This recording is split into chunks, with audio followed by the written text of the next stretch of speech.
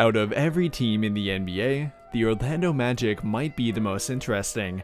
They may only have a record of 9-20, but they're quite possibly the most fun team to watch in the entire league. And it's not about the amount of points they put up, their three-point shooting, or really anything about their offense in general, which is not very typical for a fun team to watch in the NBA. Rather, the Orlando Magic offer a different type of experience, with that coming from their incredibly unique young talent. And I'm really referring to three players in particular, with those being Paolo Banchero, Franz Wagner, and of course, Bol Bol. The most unique young trio in the NBA, and it's really not hard to tell why either. I mean, all you have to do to understand it is look at them on the court. It would be one thing to play each of them separately, but the Orlando Magic have gone a step further. They have put all three of them in one starting lineup.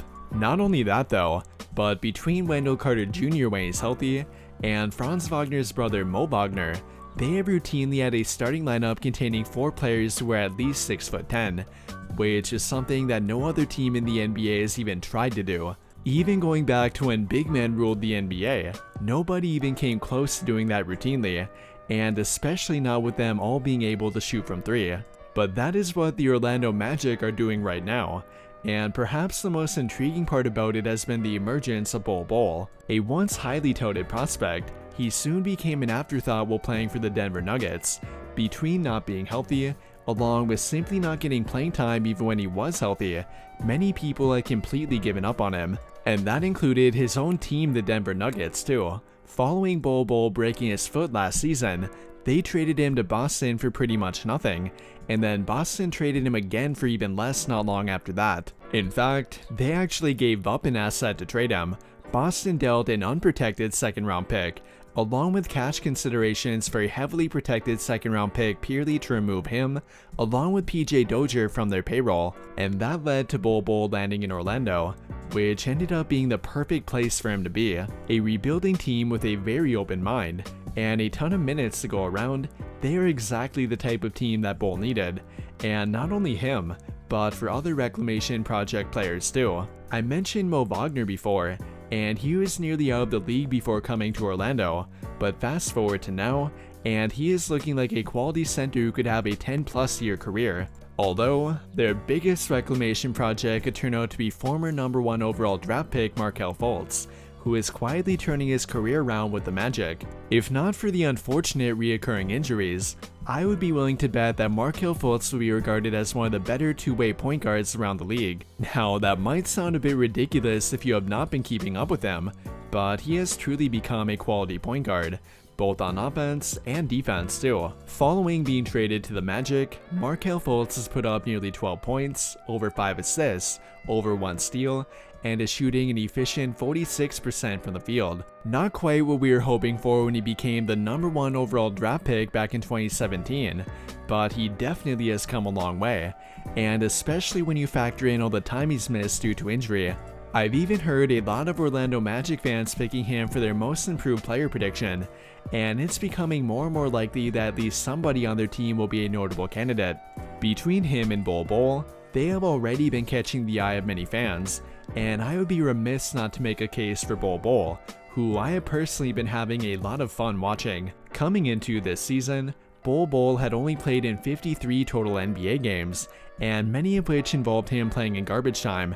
During those 3 years, he only put up 2.7 points, 1.2 rebounds, and barely played over 6 minutes per game. But fast forward to now, and he is putting up nearly 13 points, over 7 rebounds, and playing nearly 27 minutes per game. I really don't think it was ever about the talent with him. It was simply about him not getting the opportunity. But I think it's safe to say that he's now getting plenty of it in Orlando. And once again, they are not afraid to combine some truly unique players on the court. I absolutely love what they're trying to do too. Despite not having a blueprint to follow, they have found a way to maximize 3 incredibly unique players on the court together. I know a lot of people joked about it, but their lineup combination of Paolo Banchero, Franz Wagner, and Bol Bol has actually done fairly well together on the court. In fact, they're part of the team's best rated 5-man lineup combination, with that including them, along with another 6'10" player in Wendell Carter Jr., and then with Terrence Ross alongside them. Believe it or not, that lineup has a plus-minus rating of positive 32, which is by far the highest of any lineup that has played over 30 total minutes for them so far.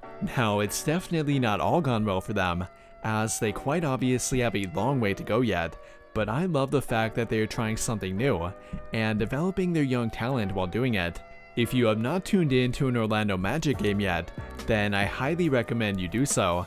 Again, they are not winning a ton of games quite yet, but they are incredibly unique and fun to watch. Given a few more years to develop, I would not be shocked to see them competing within the Eastern Conference, and maybe even doing better than that. To wrap everything up here though, the Orlando Magic have a few basketball anomalies on their hands, and I am very curious to watch how they will develop them, along with the rest of their reclamation projects too. With all of that being said though, what do you guys think? How intrigued are you with the Orlando Magic's young talent? Let me know your thoughts by commenting down below and we can talk about it there. That will do it for this video though. Big thank you to those of you who took the time to watch until the end of this video, and until the end of all of my videos in general. I really hope you enjoyed it, and if you did, be sure to drop a like on the video, subscribe to the channel if you have not already, and turn on notifications to get notified right away when I drop a new video. But as always, thank you for watching and have a great day.